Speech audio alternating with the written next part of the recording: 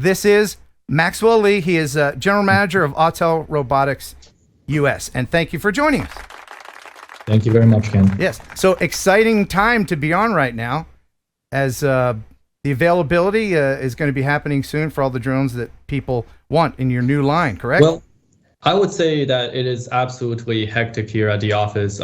We have received the shipments within this week. They have arrived at the office, and then we have to go through a process of doing quality checks, making sure that the very first shipment that we do, usually there are manufacturing defects. Maybe it's a guy's first time building a drone back at the factory. Right. So we just want to make sure that every single one of them are tested properly to the standards that we go for. So it would be better to get the drones late but functioning properly to people than early and have some mistakes. Well, it's always a balance of things. We try to get the engineers to give us a yes or no answer. Is the technology ready? Is it ready? Is it ready? And they're like, yeah, sort of, kind of. And the marketing gets all excited and says, oh my gosh, this product is going to be ready in September or October. And they just want to go, right? But then when we do the testing, sometimes things don't get to the point that we want it to be. Right. So then you're kind of balancing it. Do we release a product that's kind of half finished, may have some issues, but we'll fix them post, after a month or so? Or do we wait, and keep everybody pissed and waiting and release a product that's more polished, right? I would definitely say that 2 months ago, we could have definitely released the Nano and the Lite series, but it would be a rough launch. Yeah, and you wouldn't want that as a company, although, Christmas time, especially here. It's very, very tempting, I would say, to get the holiday sales, but safety first, right? And then, of course, all the features that we have touted on with our marketing on our website, we have to hold up to that. So what new drones do you have coming out? And do you have them there with you? Can you show us them? I do. So they arrived at the office here. Let me grab the light here. Fully folded out here. Let me get a good angle here. Okay. Right, it's like a mini Evo 2. Uh-huh. For those with Evo 1s, it's about the same size. Okay. So here I have an Evo 1. Right? Oh yeah. Is there any way to very similar, like almost the exact same body? Is there any way, Maxwell, to turn off your background blur? Yeah. Unless there's some secret messages on your wall there you don't want us to see. Oh no, I got nothing secret here. Okay. And by the way, again, if anybody has any, Sarah, are you looking at the chat as well? Yeah. Okay. Yeah. Let me know if anybody has any questions. That's your job, okay? Yeah, get used to this, Sarah. All right. So here we go. Oh yeah. It's almost the exact same footprint. Okay. But the build quality is significantly better. I'm trying to fit it in front of the screen here. Yeah, that's the thing. That's the one thing I notice about AUTEL drones. They just feel like very well put together.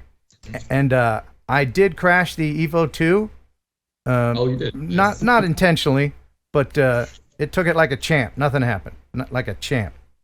Will the new line include geofencing? And especially I'm talking about the nanos that are going to be sub 250 grams, right? Mm-hmm.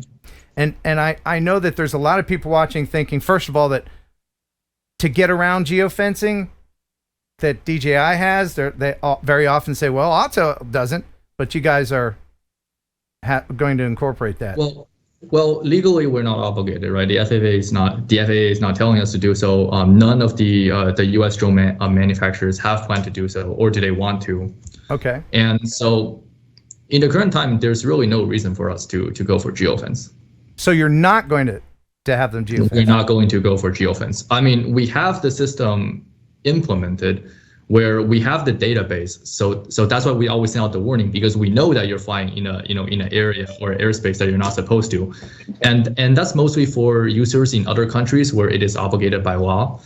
We have Japan and China that requires you to basically have this geolock in place.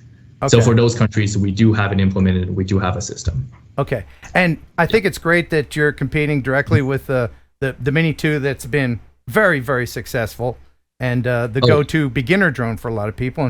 And so what differentiates your sub 250 drone from the Mini 2? How is yours better?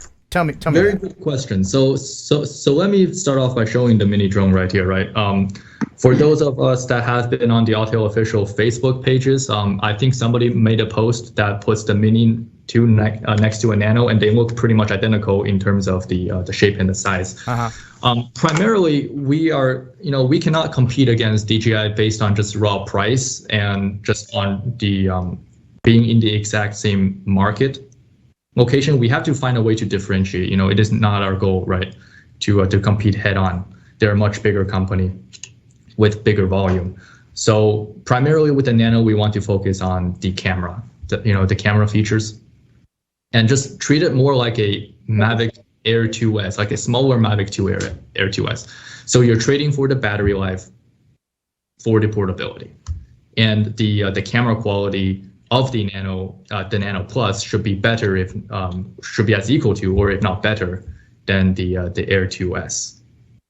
Okay, what is the battery life? What's the flight time on battery life sits at around 28 minutes, primarily because we put on bigger chips to do the obstacle avoidance, right? This being the first drone on sub 240, 249 gram drone, sub 250 gram drone to offer obstacle avoidance. You need to have powerful chips in order to do the video processing. I mean, for the primary gimbal as well as for the obstacle avoidance. Okay. So yes. Okay, and talk a little bit about the camera on the Nano. Right. So we have two Nanos, right? We have the Nano Standard, and then we have the Nano Plus.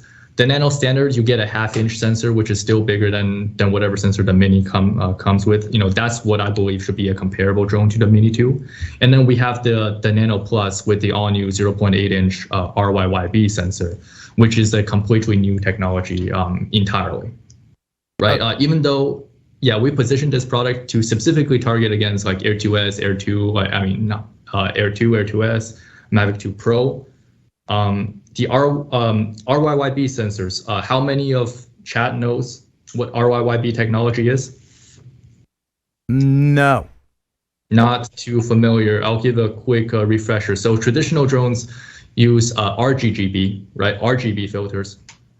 And basically, RGB sensors, and basically you have a filter that's sitting on top of the sensor, and then it lets the light through, right? You have RGGB, so for example, like with the red sensor, right, the filter filters out all the light and lets red through. It only lets red through, right? And then the same for green, and the same for blue. So what we've done here is basically replace the green with yellow sensor, and this allows the light coming through the filter to basically to simplify, it absorbs 40% more light because yellow is a bigger spectrum. It contains both red and green, and the sensor absorbs yellow, so less of it gets filtered out. There's a lot of technical stuff, but it's a lot of technical stuff. But for the regular users, it means that even though we have a smaller sensor, 0.8-inch, it is performing significantly better at nighttime, dynamic range wise, than a sensor of a comparable size. Okay, what Sarah, kind of range does that get? Mm-hmm. Go ahead. For the distance, what kind of range does that drone get? How far the distance? The Nano series gets 6.2 miles. So we currently have the brand new AUTEL Skylink transmission, and that is from an entirely new team. So for those of us that are familiar with Evo 2 video transmission, such as the Enterprise, right, the Evo 2 Enterprise, the Evo 2 Pros, with the V1 chips and the V2 chips, this is completely new. This is triple band. So you're looking at 5.2 gigahertz, 5.8, and then 2.4. Oh, wow. All right. Brad Alston, he asks, will it have raw capabilities? Raw capabilities on the Nano? Absolutely. Okay. I was sort of flying out it early today. You get RAW and RAW plus JPEG. I think 10-bit color is available too. Oh, wonderful. And somebody else asked about the Evo 3. Oh my gosh, Evo 3. Yeah. Is that a thing? It is. I would say, when people ask me, are products available? Like, is there going to be an Evo 3? Well, yes. Is there going to be an Evo 4? Yes. Is it coming? Yes. Right. But when is it coming? That's the hard part. The fact is we're continually developing the technology. And as we're releasing the Evo Lite and the Evo Nano, we have more stuff in the back end. The engineers are never slowing down. They're always making things better and overall. So Evo 3, maybe you'll see it in 2022. Okay. But it's really deep. Okay, we're still getting a lot of things ironed out. Okay. Now, as far as But naming, we're definitely making it. as far as naming stuff, you're going to stick with, the Evo, Nano. You're not going to get fancy with like DJI does, with just renaming stuff. Oh, DJI has so many, right? Inspires, Airs, Minis, Telos. Right. I guess we just follow with a very simple naming philosophy. Mostly it's an agreement between the US team and the Europe team and the China team on a name that everybody can pronounce properly. Oh, yeah. Right. And can spell. I think that's the biggest challenge. We have a lot of great names. In the end, it all gets rejected because some party don't like it. So we have What are some of the failed names? Can you mention some of the failed names that were rejected? Pretty much all the plane names, because somebody wanted to name it after planes. Oh. We have Matrix, we had Vector, we had a bunch of crazy ones. Somehow Dragonfish stuck. Yeah, can I get one of those? I want can you send me one of those? Two of those. Send me two. One of I'll those, I'll right? race them. Yeah. Tell us a little bit about this. The Dragonfish. Okay. Oh, that's so cool. I'm looking at the website right now. Give me a second here. Yeah. Oh, sorry, I didn't mean to. No, it's all good. Okay. So the Dragonfish.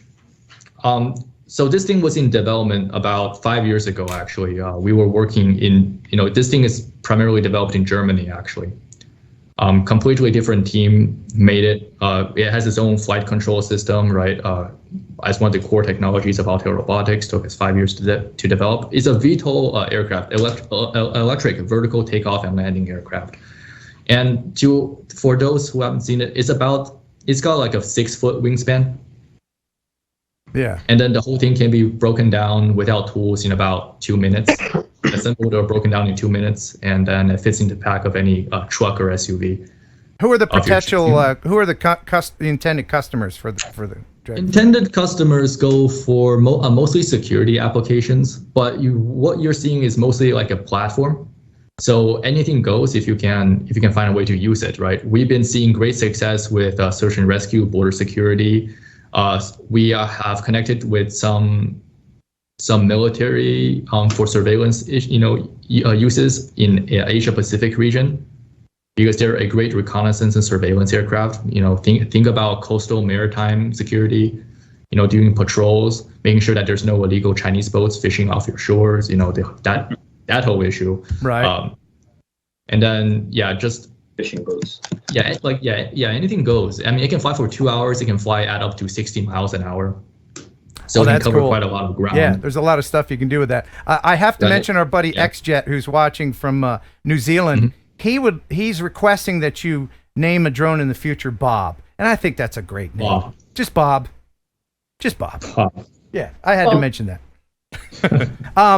I don't think that would fly with the Chinese dudes. No, probably maybe it will. Maybe I'll sneak it into one of the app features. Okay, awesome. No promises. All right. No promise. Or just call a firmware update Bob 1.1 or something. Update Bob? Yeah, firmware update Bob. Are you working on any goggle technology? Like, I mean, are these? Because people like to use goggles with their GPS drones. And unfortunately, I don't think that's in the works currently. But obviously, I would say that if there's enough customer demand, and then we see it on the forums, we do read all the Facebook forums, chats and complaints and all that. So if there's enough demand, we will make it. But I would say that it is not the direction that AUTEL Robotics is going into. We are focusing primarily on autonomy.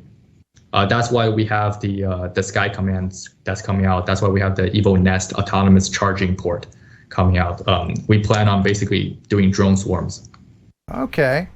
Into that direction. So yes, go ahead, Sarah. Will it be coming out with a new smart controller for the Nano series? Excellent question. Excellent question. So we are getting the accessories lined up. The Lite and the Nano, they share the same chipset, so they will have a smart controller coming out. It is in the works. Stay tuned. Okay, and Brian Brian Waller, I think that's his name. He read my mind for the next question. Do you have any plans for any kind of dip into the FPV pool? FPV pool, not currently. I'm sorry. Okay. But if there is enough demand, we might make it. So make your voices heard. Okay. And we're hearing your voices right now, so this is a great opportunity for everybody I'm pointing the wrong way. In the chat to go ahead and ask your questions. Is there anything that you would like everyone to know about the company AUTEL that people may not quite understand, or that you want people? What is the message you would like the drone community to know about AUTEL Robotics? Thank you for the question. Well, I just kind of want to say a bit about the concept of AUTEL Robotics in general. I think we just kind of came out. We never really did much marketing and stuff. And so basically, for those unaware, right, we are a company that's being supported by our parent company, the AUTEL AUTEL Automotive Intelligence, which is a public company that's IPO'd in China and has like 1,500 employees, yada yada. And that's where we get the majority of our funding from. The drone industry is very, very tough. We have strict price competition. We have extremely high bar for technology. And the truth is, a lot of companies, they don't make it. We have a lot of companies, in recent years go out of business or just kind of faded away from the market. And then, we have the separate funding, and that's what's keeping us afloat. And at the same time, we're not doing crazy marketing stunts or any of that to impress investors, because we are pretty much privately funded. So we kind of do our own pace. We strictly focus on our products first, and then we focus on sales and marketing in that order. So that allows us to just do things slow, chug along, make sure that our products are good. And I can tell you this, I've been very impressed with AUTEL, your products, and the company, because, well, here you are. I haven't talked to any DJI upper management, but so thank you very much for making time for this. Thank you. Training. I mean, it's nice to chat with our user base. I want to listen to the feedback. Sometimes if you're so stuck with management and all the money and the tech, you sometimes kind of lose what you're trying to do. It's nice to be on the ground, right? And then report back to the engineers. Hey, we need this feature. We need that feature. Someone needs this to be done. Yeah. Sometimes we're just so busy. Yeah. Now, speaking of busy, I can tell you that I've dealt with DJI customer service. And oh my gosh. First of all, their hold music just makes me want to break something. It's very frustrating. Have you guys prioritized any more personnel, or because you know what, it says a lot about a company where you can speak to a real person or get some help right away, and not just been just put on hold forever. I know that's important to a lot of people, and luckily I haven't had to deal with customer service with AUTEL. But if you have a problem, yeah. Absolutely. So we put some importance. We put quite a bit of importance, or rather, on customer service, or rather on just in general U.S. presence, right? Yeah. Our owner Frank believes if you want to sell in the U.S., you need a U.S. office to understand U.S. culture, to hire U.S. employees, and to give feedback that represents U.S. citizens. And so, one of the reasons we have live support is we can also understand and hear user stories and user problems live.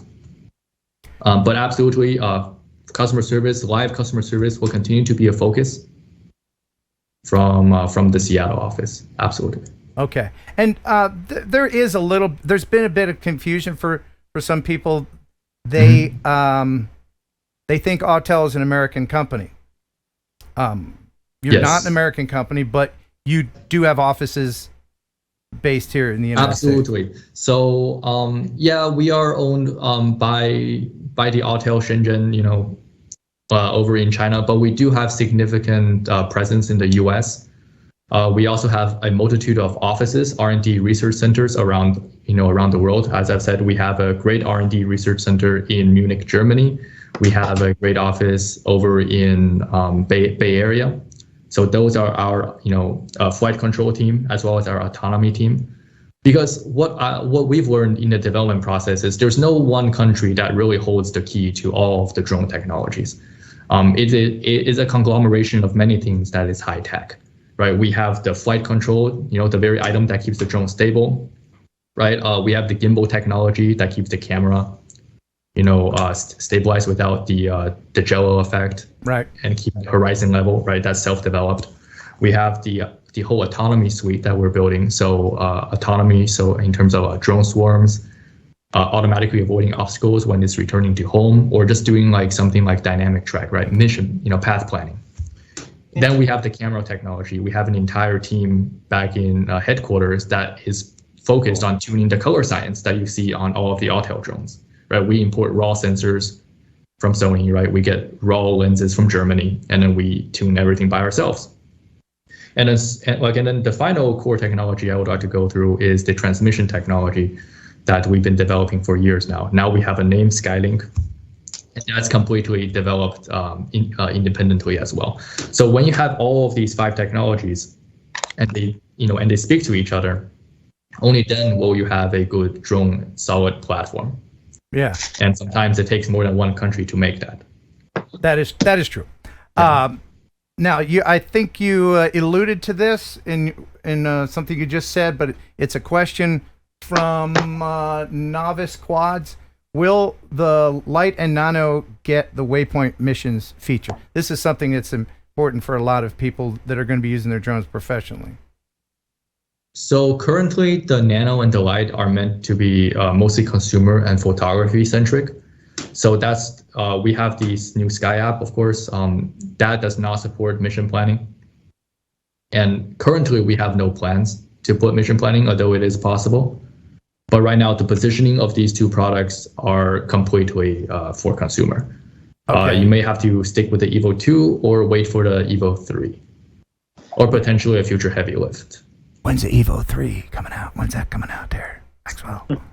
I don't know. I'm asking the engineers every day. I won't tell anybody. But I wish it's out too, because we have some amazing autonomy breakthroughs on that aircraft. It's going to fly like a champ. Yeah. How about the remote ID? Somebody's asking in the chat here. I didn't get what username it was, but the remote ID feature? Yeah. Remote ID feature, the engineers have assured me that they have it future-proofed. I'm not sure what that means. Okay, so it's something that is some hardware that's already aboard that can be turned on by firmware, maybe, or? Yes. They are aware of the remote ID issue. Okay. And Lon Dennard asks, if they come up with an Evo 3, will the camera fit on the Evo 2 since they pushed the replaceable camera thing so hard? We are too early in the development phase to answer this directly, I would say. Okay. I wouldn't give a clear answer to this at the current moment. All right. Man, I could just talk to you about this stuff all night. And Sarah, please let me know if you see any other questions. But we do a thing with all of our guests called "Would You Ride It?"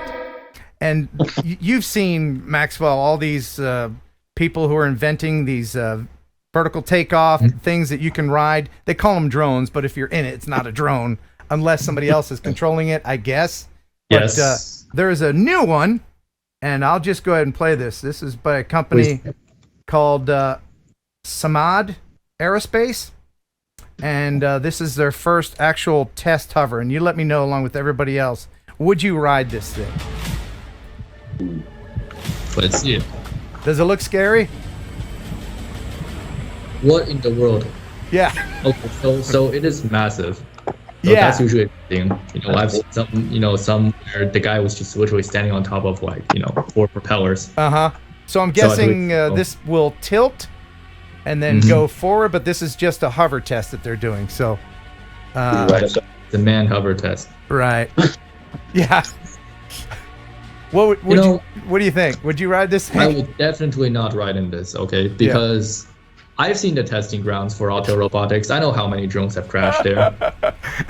I don't trust engineers when they tell me that, okay, it's ready for market, and then I take it out to fly, and then I crash it in 5 minutes. I've crashed so many drones now. Have you? What's your favorite AUTEL drone to crash? Evo 2s, because they can't stop telling me that it has omnidirectional obstacle avoidance. Oh, So, okay. because then there are limitations to such technologies, right? If you have a wall that doesn't have any texture, I found out that the hard way. So you're posted- purposely trying to crash these things? Yeah, because I was showing it to one of my repair managers. When the new Evo 2 came out, they said, "Oh, it's not going to crash, not going to crash," and then it went full speed. I'll say 22 miles an hour into the wall. Yeah, that's the thing. When I see these combs that say unbreakable on it, oh yeah, you give me that comb. Oh, yeah. I'm gonna break that thing. Yeah. So yeah, you look at it as a challenge, but that's got to be a fun gig. Yeah. I'm So good. flying drones, I'm just very skeptical at the current moment. It takes a lot of effort to build a stable flying platform, and I don't even know how many thousands and thousands of flight hours you need to put onto it. How did you come to be the general manager, and were you a fan of drones before you got in the big chair? All right, some history about me and my involvement. So I've been on and off involved. Okay, so yeah, I've been on and off involved in AUTEL Robotics since the company started. Mostly because this is for me, it's a family business. So my father is the owner of the company. That's handy. And yeah, it's quite handy. I would say, I get to see a lot of the cool stuff people don't usually get to see. Right. But so until about 1.5 years ago, I'm kind of just on the side, influencing some of the product decisions they make, like positioning of the aircraft and where to position it relative to the market and so on and so forth. Okay. So yes. Did you go to school for all this? Because you seem very up on. You're very smart, very smart guy. Thank you very much. Yeah, East Coast in Boston. Okay, very good. No. Okay. Oh yeah. Somebody wants to know. Novice Quads wants to know. What drones do you have personally? And what drones do you have? More like what drones have I flown and crashed? Yeah, So like what? Phantom 1, Phantom 2, Uh-huh. Phantom 3, Phantom 4. I've played around with it, but I never owned one. Mavic 1, Mavic 2, Air 2S, Mini 2, Skydio 2, and then What do you think of the all Skydio? those. What do you think Yeah. of the Skydio drones? I'm genuinely I'm quite impressed. I wish Skydio the full success. Being the only U.S. manufacturer, we do need some U.S. Competitors Yes. in the market. I think their autonomy system is great. When the Skydio, was it the Skydio R1 that came out? We had those, and it flew really well. It blew DJI and AUTEL out of the water when it first came out, with its ability to stay on target, with the ability to track subjects and dive, in and out of trees. It took us a bit of effort to actually crash it. So I really respect their autonomy system. I think it's a great drone. Personally, I do mountain biking. So if you ask for any other drone to follow me when I'm mountain biking, I would probably choose a Skydio too. Right? There's a lot of technology on board there. Oh yeah, there's definitely a lot. Before we let you go, look into your magic crystal ball and tell us what will drones and the drone industry be like in 10, 15 years? What will we be seeing as far as the innovations? Excellent. Yeah. And would that strictly be consumer or commercial or both goes? Just whatever you want, either one. I see. Yeah. I see. So on the consumer side, we're seeing kind of a stagnation currently. We're getting a lot of regulations piled on us, and the rate of technology jumps have slowed down significantly since about 2014, 2015-ish. Back then we're seeing like plus 5 minutes of battery every time a new generation comes out.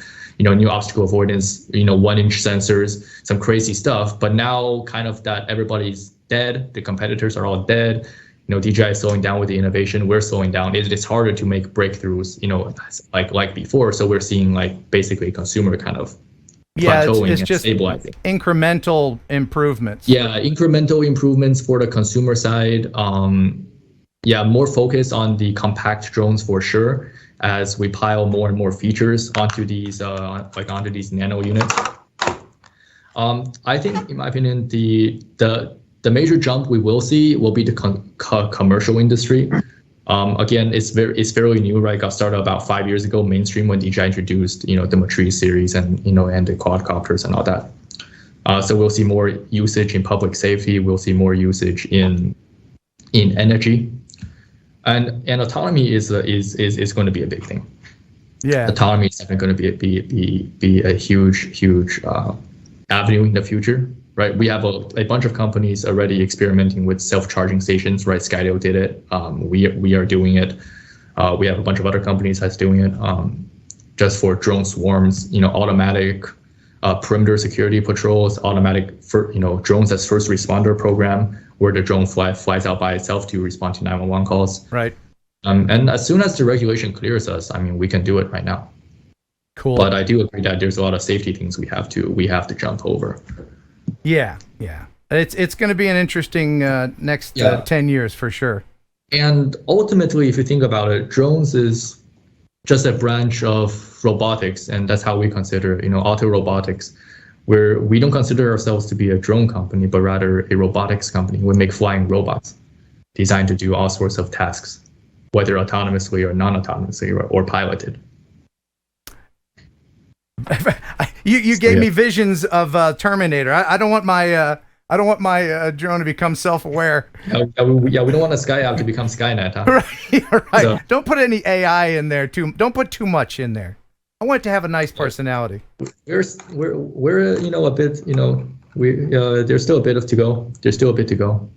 Yeah, I probably won't see it in my lifetime. But Sarah, you're going to grow up with drones in your life, doing all kinds of things. And thank you very much for being on with us. I appreciate you're very gracious to give us your time, and the drone community thanks you for everything you're doing, for giving DJI a run for their money, which they desperately need. Great. We'll continue to try to make products that people want and move away from the Home Depot orange, get some good colors. I think the orange is growing on me. I like it. I like the orange. Okay, glad that some people like it. Okay, thank you. Good. Awesome. Well, thank you very much, sir. We'll let you get back to doing what you're doing, and talk to you again soon. I'll stay busy. All right, thanks, bud. Thank you. All right, see ya.